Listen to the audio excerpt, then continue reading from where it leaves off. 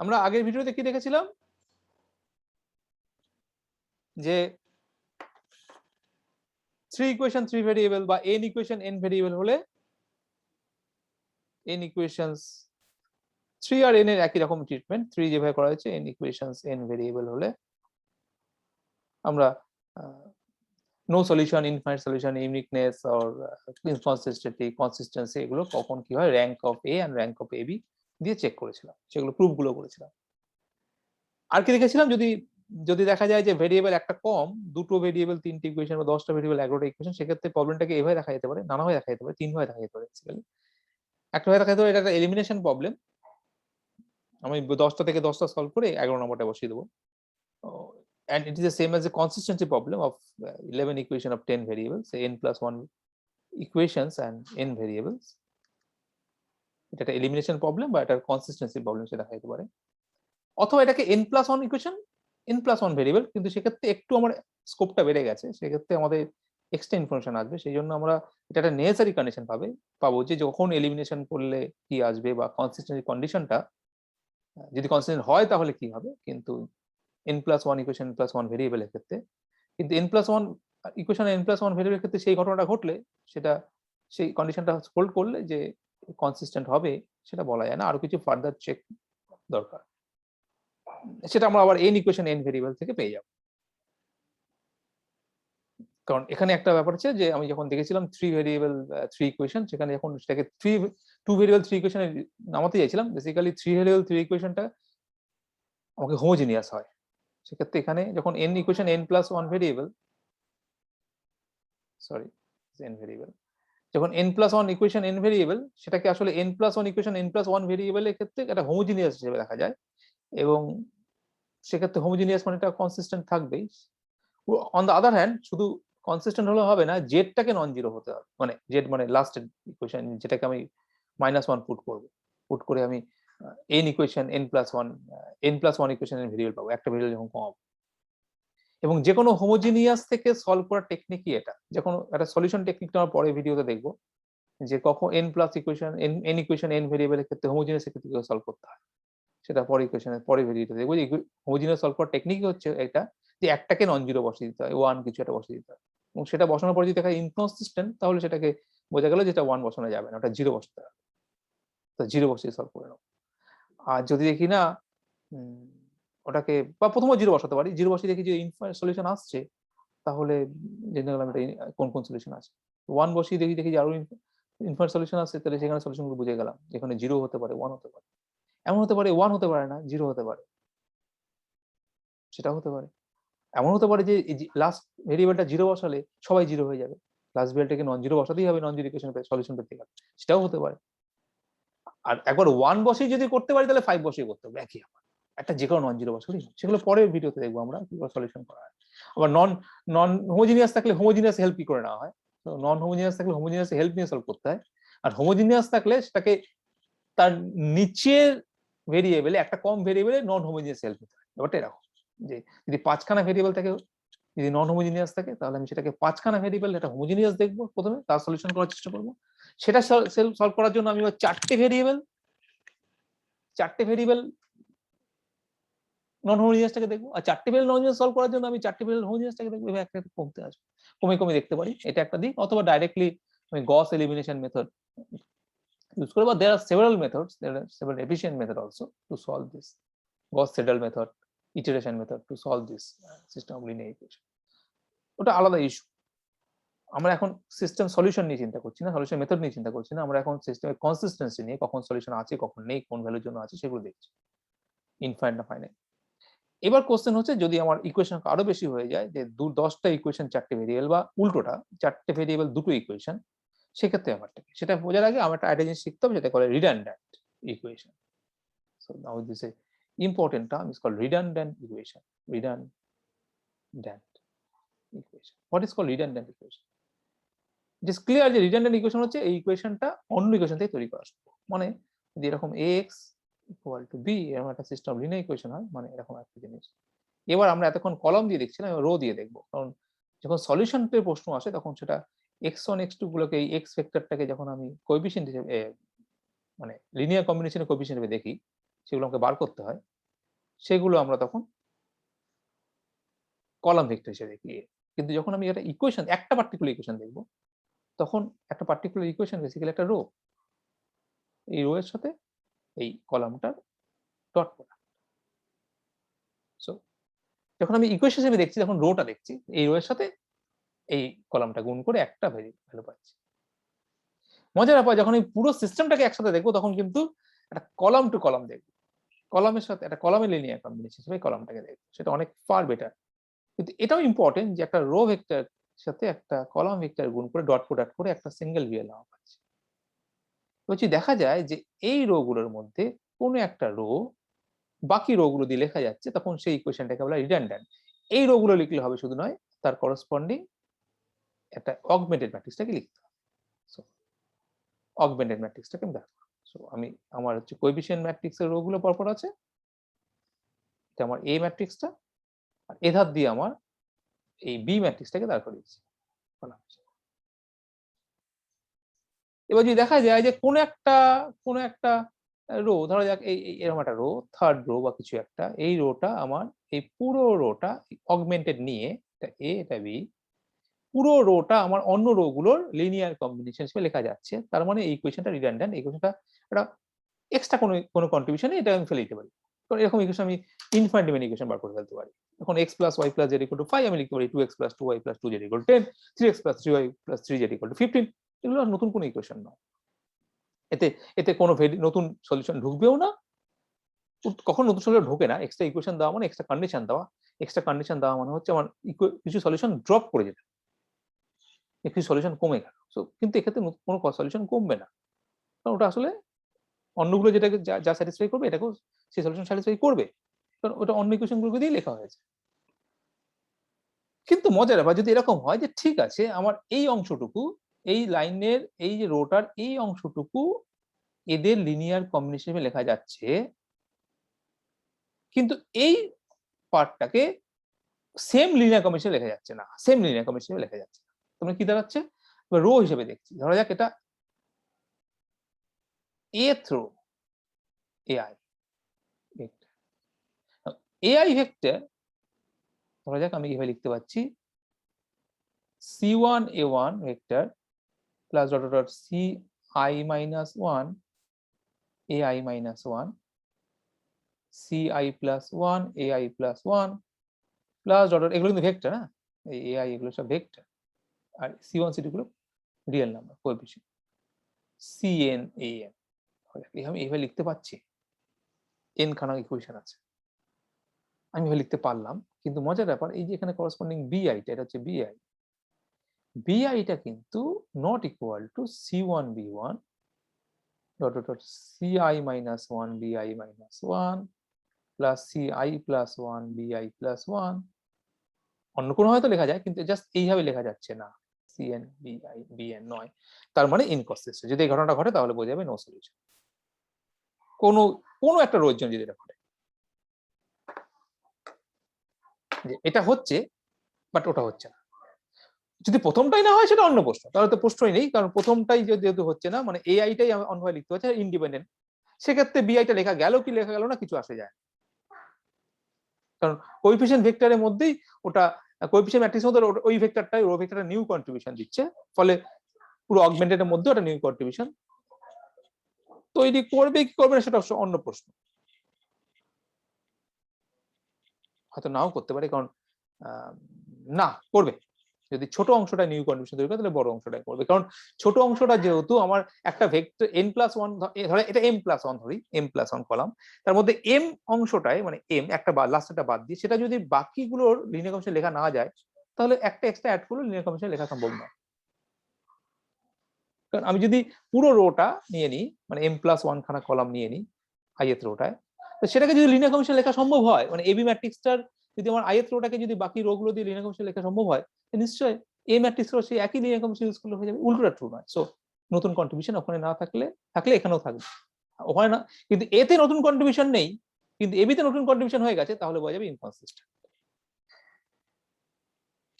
এতে linear combination লেখা যাচ্ছে কিন্তু এবিতে লেখা যাচ্ছে না, মানে ওই একই, সরি ভুল বললাম, এতে লেখা যাচ্ছে কিন্তু ওই একই কোএফিসিয়েন্ট দিয়ে এবি তে লেখা যাচ্ছে না, অন্য কোএফিসিয়েন্ট লেখা যেতে পারে, কিন্তু একই দিয়ে লেখা যাচ্ছে না। না, অন্য দিয়েও লেখা যাবে না, রাইট? কেন লেখা যাবে? কারণ অন্য দিয়ে লেখা না, এটা একটা ইস্যু যে উল্টোটা ট্রু কিনা। যে আমি ধরা যাক এআই কে লেখা যাচ্ছে না, তাহলে এআই বি এই পুরোটাকে লেখা যাবে কিনা। দুটো ইস্যু, একটা হচ্ছে যে আমি যদি এআইটাকে যদি ইন্ডিপেন্ডেন্ট হয়ে যায় বাকিগুলোর রেসপেক্টে, তাহলে এআই এর সাথে যখন বিটা জুড়ে দেবো তখন সেটাকে লেখা সম্ভব নয়, কারণ সেটা লেখা যদি সম্ভব হতো তাহলে এআইটাকে লেখা যেত। তাহলে এআইটাকে যদি লেখা না যায় তাহলে এআই বিটাকেও লেখা যাবে না, জাস্ট বিআইটাকে লেখা যেতে পারে, রাইট? সো আমরা এইভাবে দেখতে পারি যে এআই কে যখন লিখছি, মানে এআই ভেক্টরটাকে যখন আমি লিখতে পাচ্ছি, মানে এআই ভেক্টরটা যখন আমি linear combinations of A some over some J not equal to I বাদ দিয়ে সি জে এ যে এই ফর্মে লিখতে পাচ্ছি, তখন আমরা এটা ইমপ্লাই করছি কি যে এআই সাথে বিটাকে জুড়ে দিলাম, বিআই মানে একটা এলিমেন্ট জুড়লাম, কিন্তু এবার ভেক্টর ডট প্রোডাক্ট না, এটা অগমেন্টেড, পাশে জুড়ে দিয়েছি, সেটা ওই একই কম্বিনেশনে লেখা যাবে কিনা, এই প্রশ্নটা বরঞ্চ বেশি ইম্পর্টেন্ট উত্তর দাও। কারণ যদি নিচেরটা লেখা না যায় তাহলে ওপরটাও লেখা যাবে। ভুল বললাম, যদি নিচেরটা লেখা যায়, যদি এইভাবে লেখা যায় তাহলে এটা লেখা যাবে, তাহলে এটা ওপরটা যদি লেখা না যায় তাহলে নিচেরটাও লেখা যাবে। কিন্তু উল্টোটা হতে পারে, ওপরটা লেখা যাচ্ছে কিন্তু নিচে লেখা যাচ্ছে না, সেক্ষেত্রে ইনকনসিস্টেন্ট। সো এটা হচ্ছে কিন্তু এটা হচ্ছে না, তাহলে ইনকনসিস্টেন্ট। দুটোই হচ্ছে, জানি না কনসিস্টেন্ট কিনা, অন্য ভেক্টরগুলো অসুবিধা হতে পারে। এখান থেকে কিছু বোঝা যাচ্ছে, প্রথমটা হচ্ছে না, পরেরটা হচ্ছে, সেটা কখনোই হবে না। সো বিআইটাকে না দেখে আমরা বরঞ্চ বিআইটা রিয়েল নাম্বার, জাস্ট একটা রিয়েল নাম্বার, এটা রিয়েল নাম্বারকে এতগুলো রিয়েল নাম্বারে যে কোনো একটা কম্বিনেশনে লেখা সম্ভব, তো সেটা ইম্পর্টেন্ট নয়। ইম্পর্টেন্ট হচ্ছে এআই, মানে এআই এর সাথে বিআইটা জুড়ে দিই, দুটোই, প্রথমটা হচ্ছে না পরেরটা হচ্ছে না, হচ্ছে এটা হবে না। যদি প্রথমটাও না হয় পরেরটাও যদি না হয় কিছুই বলা যাবে না, যদি দুটোই হয় তাও কিছু বলা যাবে না, যদি দুটোই হয় এটা বলা যাবে যে আমরা এই ইকুয়েশনটাকে ছুঁড়ে ফেলে দিতে পারি, আর দুটোই যদি না হয় তাহলে বলা যাবে যে এই ইকুয়েশনটাকে ছুঁড়ে ফেলা যাবে না।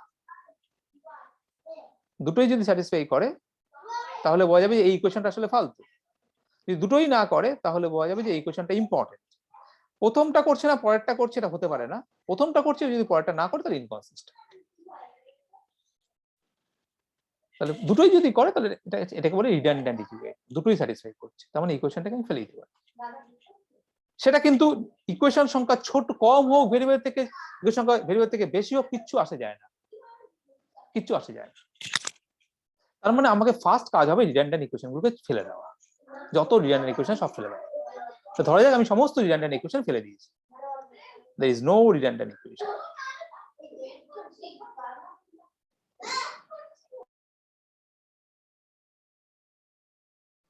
There is no redundant equation. এটা আমার B ভেক্টর, এটা আমার A matrix. There is no redundant equation. No redundant.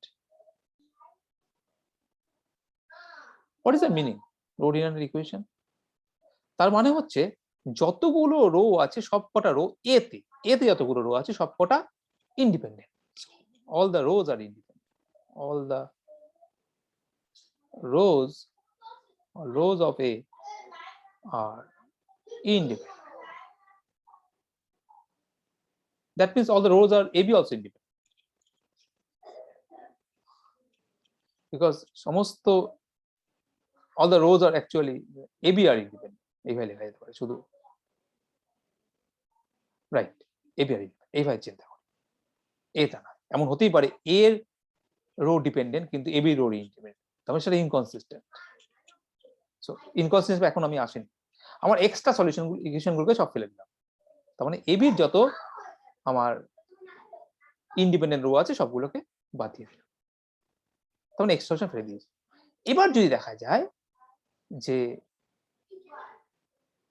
one row of AB is one row of A is dependent, one row of A can be written as linear combination of the other rows of A, তার মানে কোন একটা রোকে আমি বাকি rho দিয়ে কম্বিনেশনে লিখতে পারছি, মানে ওই ইকুয়েশনটার বাদিকটাকে আমি তৈরি করতে পারবো এগুলোর সাহায্যে, কিন্তু ডান দিকটা করতে পারছি না এক ইকুয়েশনে। বাট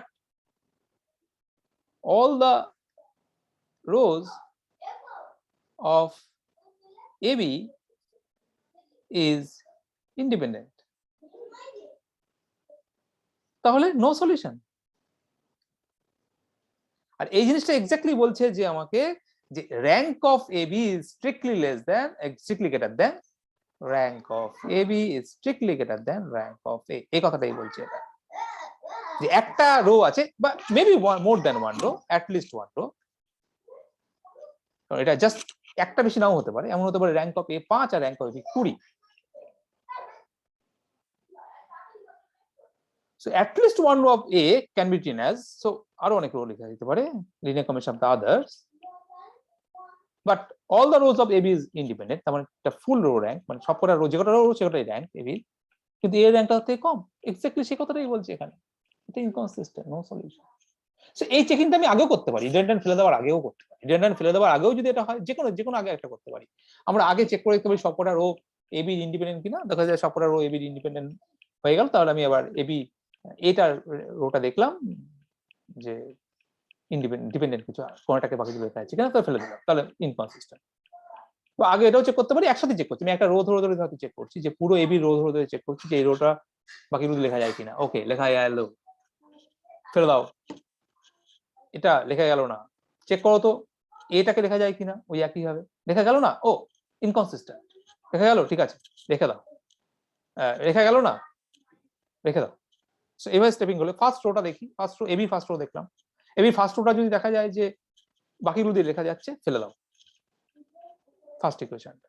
উল্টো দিক থেকেও করা যায়, এটাই হচ্ছে ওই অ্যাকচুয়ালি আমাদের যে রো অপারেশন সেটাই করা হচ্ছে। ভালো করে চিন্তা করলে এলিমেন্টের রো অপারেশন দিয়েছিলাম, নিচে সবগুলো জিরো আনার চেষ্টা করছিলাম, এক্স্যাক্টলি সেটাই করছি, নিচে সবগুলো জিরো মানে হচ্ছে আমি নিচের রোটাকে দেখার চেষ্টা করছি বাকি রো দিয়ে লেখা যায় কিনা, এক্স্যাক্টলি সেই কাজটাই করছি, নিচের রো দিয়ে শুরু করেছিলাম, নিচের রোটাকে ফার্স্ট চেক করবো যে বাকি রো লেখা যায় কিনা, সেটা ওই রো অপারেশন দিয়েই বুঝতে পারবো, নিচের রো অপারেশন দিয়ে যদি নিচেটা জিরো করে ফেলতে পারি, তাহলে বুঝবে হ্যাঁ নিচেটা লেখা যায়, সব জিরো হয়ে গেছে টোটালি, তাহলে বুঝে যাবে যে হ্যাঁ এটা ফেলে দাও। যদি দেখা যায় না সব জিরো হয়নি, নন জিরো আছে, এবার যদি দেখা যায় না এরকম ব্যাপারটা, এর অংশটুকু সব জিরো, এবির অংশটুকু নন জিরো, তাহলে ইনকনসিস্টেন্ট।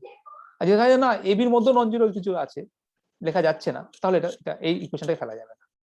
তারপরে ইকুয়েশনটা চলে গেলাম, আর ওপরটা কি দেখলাম, যদি সব জিরো হয়ে যায় ফেলে দেবো, যদি দেখা যায় যে এ তে কিছু নন জিরো আছে রেখে দেবো, আর যদি দেখা যায় এ তে সব জিরো আছে, এবি তে নন জিরো আছে একটা, মানে বি এর অংশটাই নন জিরো আছে, তাহলে সেটা নো সলিউশন। করতে করতে করতে করতে আমি এমন একটা জায়গায় হয় আমি বুঝে যাবো এটা নো সলিউশন কিনা সলিউশন, শুধু এই চেকিং এর মাধ্যমেই আমি বুঝে যাবো নো সলিউশন না সলিউশন আছে। আমি শেষ করলাম কাজটা, আমি বুঝে গেলাম নো সলিউশন হতে হয়ে মিটে গেল, অনেক আগেই সেটা মিটে গেল হয়তো, সলিউশন কমপ্লিট করার পর বুঝলাম যে হ্যাঁ সলিউশন আছে, তার মধ্যে যারা যারা রিডান্ডেন্ট তাদেরও কিন্তু বাদ, একই টাইম দুটো কাজ হয়ে গেছে, রিডান্ডেন্ট গুলো বাদ পড়ে গেছে। তাহলে আমরা এখন এমন একটা জায়গায় এসেছি, নো সলিউশন তো হয়ে গেল, সেটা কখন বোঝাও গেছে র্যাঙ্ক এবি থেকে র্যাঙ্ক এর থেকে বড় হলে, ওই যে সলিউশন এক্সিস্ট করছে, মানে আমার এখন কনসিস্টেন্ট, আমি চেক করে দেখেছি কনসিস্টেন্ট, ইনকনসিস্টেন্ট চেকিংটা বুঝে গেছে, হয়ে গেল মিটে গেল, কনসিস্টেন্ট চেক করেছি যেটা হচ্ছে rank of AB is same as rank of A, এই অবস্থায় আছি, ইনকনসিস্টেন্ট আমার চেক হয়ে গেছে, রিডান্ডেন্ট গুলো ফেলে দিয়েছি with no redundant equation, redundant equation মানে এক্সট্রা একটা আমাদের কাছে পাওয়ার আছে, no redundant equation, redundant equation সব জিরো হয়ে গেছে, সব ফেলে দিয়েছি, extra consistency with no redundant equation. এই কখন র্যাঙ্ক, এবার আমাকে ফার্দার দেখছে কেন চেক করতে হচ্ছে, ইনফাইনাইটটা ইউনিক, সেই জন্য আমরা এই কেসে এখন স্টাডি করছি। ইনকনসিস্টেন্টে মিটে গেছে, কখন সেটা ইফ এন্ড অনলি সেটাও বুঝে গেছে, কনসিস্টেন্টলি চলে এসেছি কেসে, সেখানে আবার আমরা নো রিডান্ডেন্ট ইকুয়েশনগুলো ফেলে দিয়েছি, তার মানে যেহেতু রিডান্ডেন্ট ইকুয়েশনগুলো ফেলে দিয়েছি এটা ক্লিয়ার, তার মানে হচ্ছে আমার র্যাঙ্ক অফ এবার এবিটা আসলে নাম্বার অফ রোজ মানে নাম্বার অফ ইকুয়েশনের সঙ্গে ম্যাচ করে গেছে। তার মানে এই number of equation cannot be greater than number of variable. কারণটা কি? কারণটা হচ্ছে নাম্বার অফ ভেরিয়েবল যতগুলো ততগুলো কলাম। আর যেরকম হয় যে এতে এর মধ্যে তিনটে ইকুয়েশন, তিনটে রো আর চারটে ভেরিয়েবল, তার মানে কি, সরি উল্টোটা, চারটে ইকুয়েশন তিনটে ভেরিয়েবল, তার কথাটা মানে কি, এটা 4x3 ম্যাট্রিক্স হয়ে যায়। এটা যদি এটা 4x3 ম্যাট্রিক্স হয়ে যায় মানে চারটে ইকুয়েশন তিনটে ভেরিয়েবল, এটা কোনোদিনই সবকটা রো ইন্ডিপেন্ডেন্ট হতে পারে না। কারণ কি? কারণটা খুব সহজ, এটা 3 ডাইমেনশনাল জিনিস। এটা রো ভেক্টর গুলো, এখন রো ভেক্টর গুলো দেখতে হচ্ছে, কিন্তু রো ভেক্টর গুলো 3 ডাইমেনশনাল জিনিস, 3x4। একটা 3 ডাইমেনশনাল স্পেসে চারটে ভেক্টর কখনো ইন্ডিপেন্ডেন্ট হতে পারে না, একটাকে বাকি তিনটে দিয়ে লেখা যাবেই যাবে। তবে এটা কখনো হতে পারে না, এই কেসটা অ্যারাইজই করবে না, ক্যানট অ্যারাইজ। তার মানে বোঝা যাচ্ছে যে রো এর সংখ্যা অবশ্যই কলামের সংখ্যার থেকে কম, বা in that case number of rows must be less than or equal to number of columns.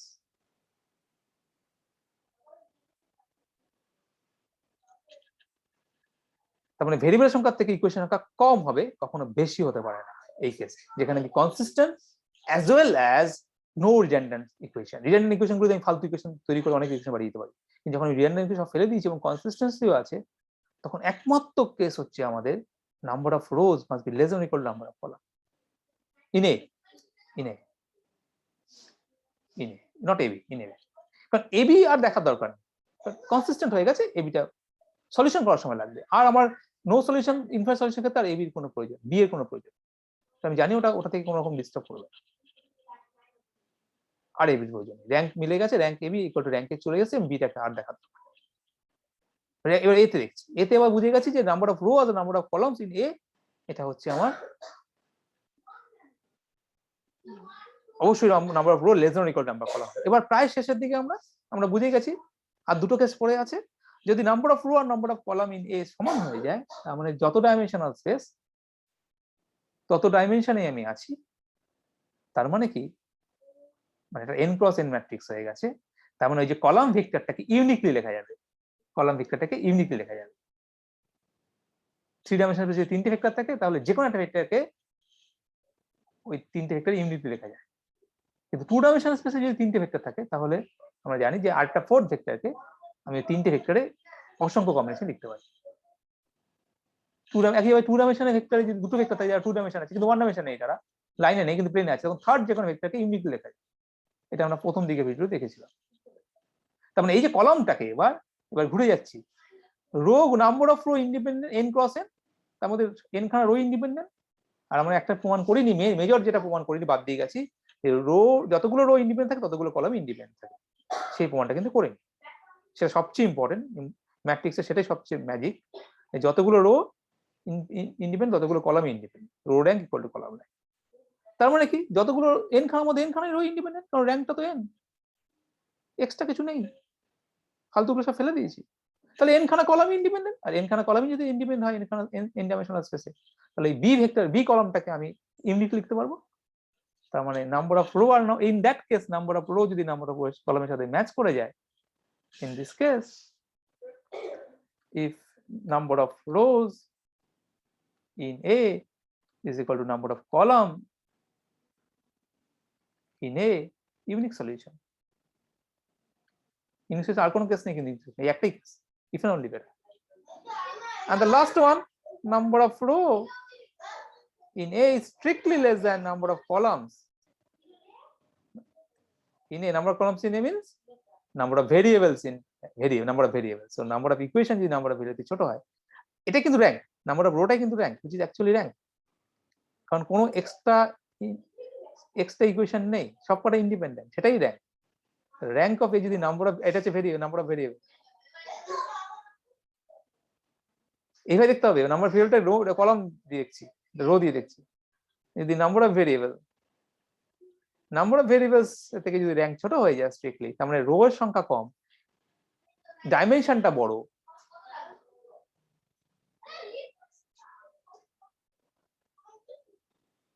কি দাঁড়াচ্ছে নাম্বার অফ রো মানে হচ্ছে 3 ডাইমেনশন স্পেসে কি হলো তাহলে একটা 3 নাম্বার কলাম মানে 3 ডাইমেনশন স্পেস তার মধ্যে দুটো ইকুয়েশন আছে মানে এরকম ব্যাপারটা 3 ডাইমেনশন স্পেসে দুটো ইকুয়েশন আছে এখান দিয়ে আরেকটা এক্সট্রা আছে যেটা কনসিস্টেন্ট তাহলে কি দাঁড়াচ্ছে in that case is it infinite solution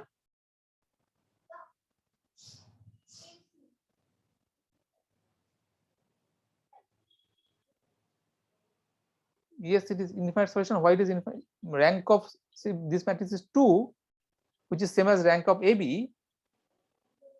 but which is less than number of variable so why this is infinite